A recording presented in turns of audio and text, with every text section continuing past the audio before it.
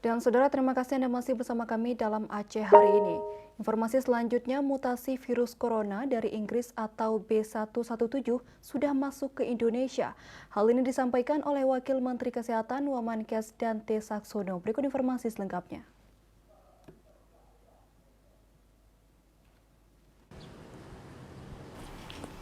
Pernyataan ini disampaikan oleh Wakil Menteri Kesehatan Wamenkes Dante Saxono setelah mendapatkan informasi bahwasannya ditemukan mutasi B117 dari Inggris di Indonesia tadi malam sebanyak 2 kasus.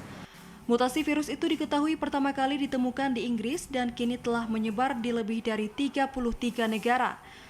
Berdasarkan informasi bahwa mutasi virus corona tersebut atau B117 memiliki tingkat penularan yang lebih tinggi sebanyak 70%. Dante Saxono mengatakan 2 kasus mutasi B117 itu ditemukan dari pemeriksaan 462 sampel di seluruh Indonesia. Dari 462 yang sudah dilakukan pengecekan di seluruh Nusantara beberapa bulan ini, sudah ditemukan 2 kasus. Menristek atau Kepala BRIN Bambang Brojonegoro pun sebelumnya mengatakan Indonesia masih terus melakukan Technical Whole Genome Sequence atau WGS dan menargetkan menganalisis 5.000 sampel. Ditemukannya mutasi virus ini menjadi tantangan baru untuk kita agar lebih waspada dan tetap menerapkan protokol kesehatan agar terhindar dari penularan virus. Tim Liputan TVRI melaporkan.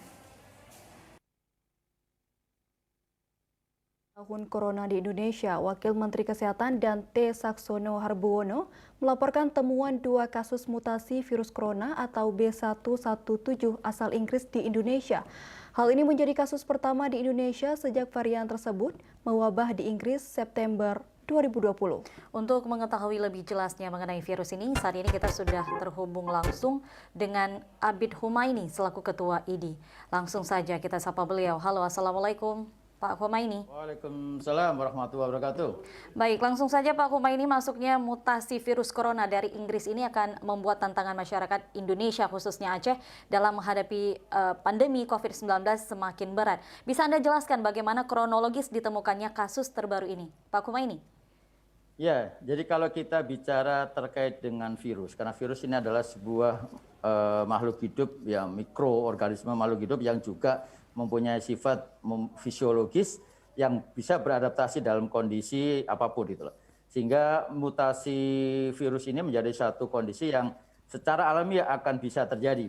Nah, terkait dengan virus yang kemudian bermutasi dan ini salah satunya yang kemarin ditemukan di Inggris ya, ada beberapa varian yang muncul. Tapi yang paling penting yang harus diperhatikan di sini adalah saat ini dari referensi-referensi yang didapatkan bahwa virus bermutasi ini ada terjadi perubahan susunan di dalam materi genetik yang itu mengakibatkan fungsi spike meningkat, fleksibilitas yang meningkat, tidak mudah hancur, lebih stabil dan lebih menular. Jadi konteksnya adalah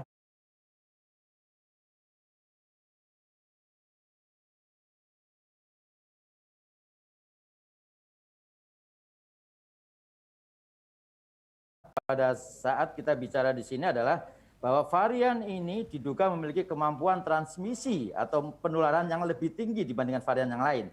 Tetapi dari referensi juga yang kita dapatkan bahwa kita bicara sekarang ada virulensi yang lebih virulen, tapi di dalam severity-nya, tingkat keparahannya, gejala klinisnya yang ini tidak signifikan, artinya tidak berbeda secara bermakna dengan varian-varian yang sudah ada.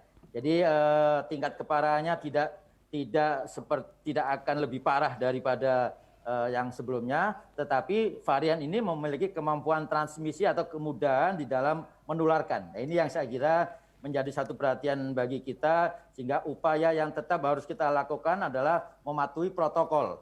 Karena mematuhi protokol itu menjadi satu konsekuensi yang harus kita lakukan, walaupun itu ada perkembangan di dalam mutasi virus yang saat ini ditemukan di Indonesia. Ya baik Pak Humaini, seperti yang Anda katakan tadi bahwasanya virus ini memiliki tingkat penularan yang lebih tinggi. Lantas apa yang menyebabkan virus ini mudah menyebar, Pak? Ya, jadi karena tadi seperti yang saya sampaikan tadi, karena ini kita bicara adalah perubahan susunan di dalam materi genetik. Artinya virus itu kemudian menyesuaikan dengan kondisi yang ada gitu loh. Jadi fungsi spike-nya atau protein spike-nya itu meningkat, kemudian tadi fleksibilitas, kemudian dia tidak mudah hancur, lebih stabil dan lebih mudah menular. Nah inilah yang kemudian membawa satu konsekuensi bahwa virulensinya lebih dibandingkan varian-varian yang sebelumnya. Tetapi virus ini tidak secara signifikan meningkatkan keparahan. Tetapi ya karena virulensinya lebih mudah menular, maka upaya yang harus tetap kita lakukan dan sudah menjadi kewajiban, keharusan untuk kita lakukan adalah kita harus semakin menjalani protokol dengan baik, mematuhi protokol 5M dengan baik, itu dalam upaya supaya kita tidak tertular dari virus dengan varian-varian yang baru ini gitu. Baik, Pak Kumaini, adakah kemungkinan vaksin COVID-19 yang ada saat ini ampuh melawan jenis virus ini, Pak Kumaini? Ya, jadi implikasi pada pengembangan vaksin, jadi varian ini memiliki mutasi pada spike protein yang memang itu ditargetkan oleh vaksin yang sedang dikembangkan atau vaksin yang saat ini dipakai. Tapi sekali lagi, vaksin tidak hanya menargetkan bagian yang bermutasi. Jadi mutasi ini pun tidak akan mengubah efektivitas dari vaksin. Artinya vaksin tetap akan efektif ya, walaupun itu ada perubahan di dalam varian baru dari mutasi virus. Tapi sekali lagi kita selalu berdasarkan pada evidence base, kita selalu berdasarkan pada referensi ilmiah. Saat ini referensi ilmiah yang kita dapatkan seperti itu. Jadi tidak perlu untuk kemudian ada keraguan lagi karena mutasi virus ini tidak akan merubah dan tetap vaksin itu memiliki efektivitas terhadap virus COVID-19 ini gitu. Ya baik Pak Kumaini, apakah virus ini berisiko menyebabkan kematian Pak? Ya, seperti yang saya sampaikan tadi, dari aspek tingkat keparahan ini tidak ada data atau tidak ada referensi yang secara signifikan menyatakan seperti itu. Artinya seperti halnya virus atau varian yang sebelumnya gitu. Jadi ini tidak berarti kemudian virus yang varian baru ini semakin istilahnya meningkatkan kematian atau meningkatkan keparahan. Itu data yang didapatkan tidak ada. Jadi tidak membawa dampak ke arah severity atau tingkat keparahan. Tapi sekali lagi tingkat keparahan ini banyak tergantung juga dengan faktor-faktor yang lain. Faktor deteksi dini, faktor yang kemudian kemampuan sarana prasarana, faktor komorbid dan sebagainya yang itu saya kira juga perlu menjadi perhatian. Baik, Pak Kumaini, sejauh ini adakah obat khusus untuk mencegah atau mengobati virus baru ini, Pak Kumaini? Ya, kalau kita bicara sekarang untuk obat yang memang spesifik untuk virus COVID pun belum ada. Jadi ini pun juga belum ada. Tapi di dalam protokol penanganan yang dibuat oleh 5 organisasi profesi di bawah Ikatan Dokter Indonesia, mereka sudah membuat satu protokol. Tapi sekali lagi, kalau kita bicara obat anti COVID, bahkan yang untuk mutasi pun saat ini belum ada yang spesifik untuk COVID-19. Ya Pak Kumaini, virus ini sudah terdapat 2 kasus saat ini. Menurut Bapak, perlukah riset dan model penanganan yang lebih baik terhadap virus ini, Pak? Betul, jadi kami selalu menyampaikan perhatian khusus negara terhadap perkembangan daripada virus ini perlu untuk menjadi dipantau. Artinya semua negara juga sudah melakukan ini. Artinya kita harus ada tim khusus ya, tim Pokja khusus untuk mengamati perkembangan daripada mutasi varian-varian dari virus ini. Ada teman-teman dari mikrobiologi klinik, ada teman-teman yang ada di lembaga-lembaga penelitian yang mempunyai kualifikasi BSL 3 yang itu mereka diberikan tugas oleh negara untuk kemudian mengamati dan sekali lagi ini akan bukan tidak mungkin nih pemantauan ini akan juga bisa berdampak pada strategi-strategi di dalam penanganan dan protokol pada pasien-pasien COVID. Baik, Pak Kumaini, sejauh ini semenjak ditemukannya kasus baru ini, persiapan apa yang akan dilakukan oleh tim ID sendiri, Pak Kumaini? Ya, saya kira tetap seperti yang selalu kita sampaikan, bahwa di dalam mengatasi pandemi COVID ini tidak hanya kita menyerahkan semuanya pada masalah vaksinasi saja, tapi upaya kepatuhan protokol, upaya melakukan satu SOP di dalam tata kelola ruang dan memperhatikan ventilasi, durasi, dan jarak, meningkatkan kemampuan testing, tracing, dan treatment, itu adalah satu upaya bersama-sama dengan vaksinasi. Jadi ini yang tetap harus menjadi langkah-langkah upaya strategi yang harus diterapkan, baik itu oleh pemerintah pusat maupun pemerintah daerah. Dan sekali lagi tadi, kuncinya adalah masyarakat. Protokol 5M yang harus dijalankan oleh masyarakat, itu kuncinya.